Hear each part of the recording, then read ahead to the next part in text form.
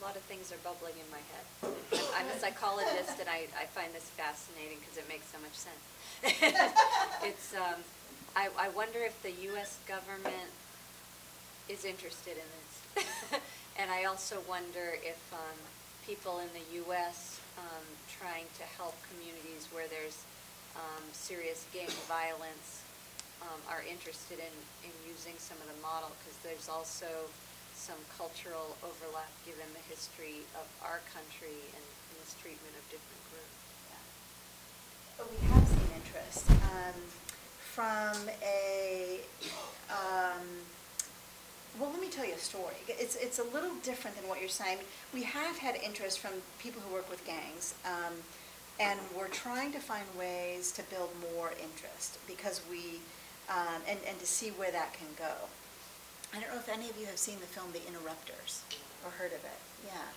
So that's a film we actually screened next to them at South by Southwest at our premiere, and have at several other festivals been paired with them, and did a screening with some of their producers in Chicago.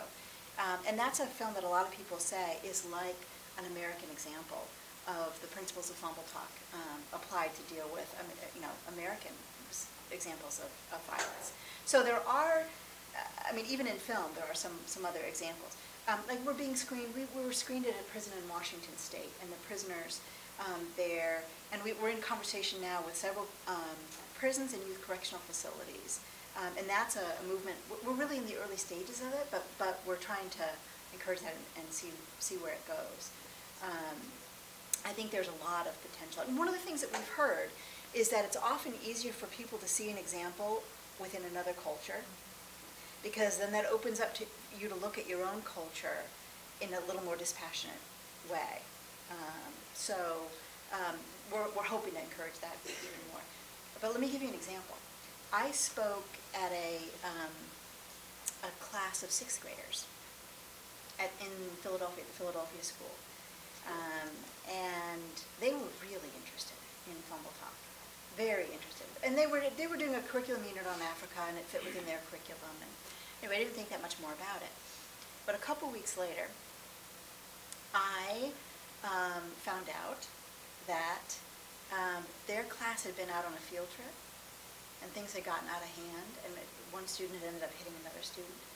And instead of sending that girl off to the teacher, what they decided to do, that they wanted to do, was to sit down and circle under a tree and talk it through.